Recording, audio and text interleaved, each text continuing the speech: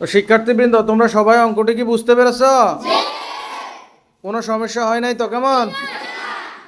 আচ্ছা, সুপ্রিয় শিক্ষার্থীবৃন্দ, আজকে তোমাদেরকে এই অঙ্কটি নিয়ে আমি আলোচনা করব।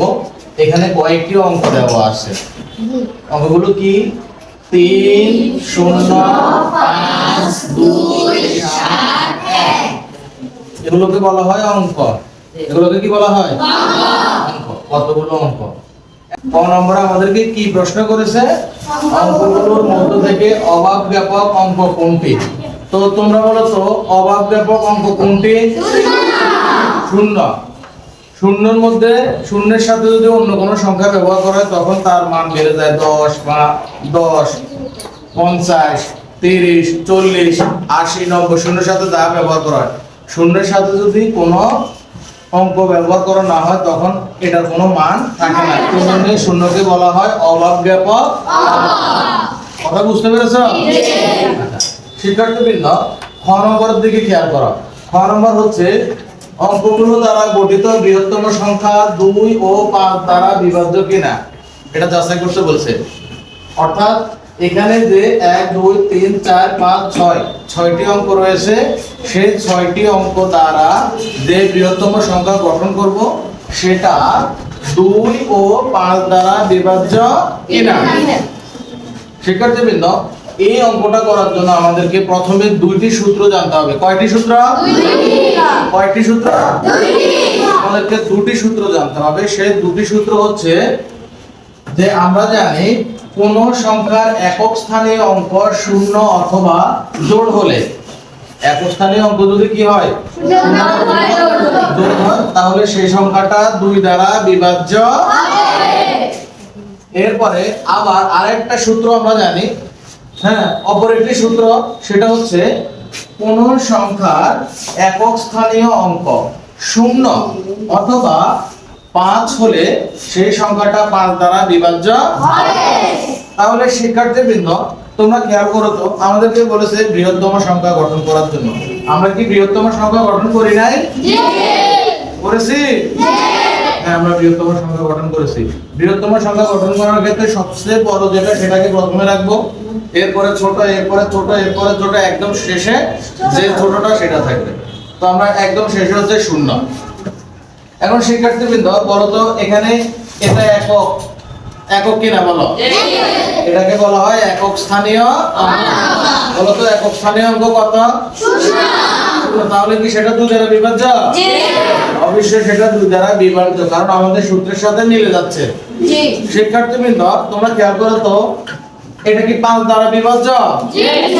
হ্যাঁ, এই সংখ্যাটা একক, দশক, শতক, হাজার, অযুত, লক্ষ, 7,53,210 সংখ্যাটা কি 5 দ্বারা বিভাজ্য?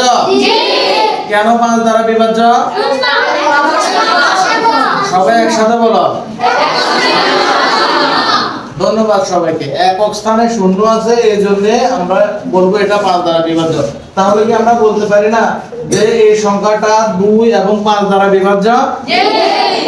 তাহলে তোমরা বুঝতে পেরেছো? কেমন? অবশ্যই বাড়িতে ভালো করে অঙ্কটা করে নেবে, ঠিক আছে? সৃজনশীল অঙ্কের ধারাবাহিকতায় এবার আমি তোমাদেরকে ব নম্বর অঙ্কটা সম্পর্কে বিস্তারিত ধারণা দেব। ব নম্বরে বলা আছে অঙ্কগুলো দ্বারা গঠিত ক্ষুদ্রতম সংখ্যা 3 ও 9 দ্বারা বিভাজ্য কিনা যাচাই করো।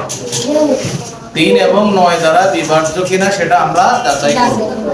শিক্ষার্থীবৃন্দ, তোমরা আগে জানো যে 3 এবং 9 দ্বারা বিভাজ্য কিনা সেটা যাচাই করার জন্য অবশ্যই সূত্র প্রয়োগ করতে হবে। কি প্রয়োগ করতে হবে? সূত্র প্রয়োগ করতে হবে, সূত্র জানা থাকতে হবে। এখন দেখো, এটার জন্য সূত্রটা হচ্ছে, কোন ফর্মুলা ব্যবহার করবে দেখো। কোন সংখ্যার অঙ্কগুলোর যোগফল 3 দ্বারা বিভাজ্য হলে সংখ্যাটা 3 দ্বারা বিভাজ্য হবে।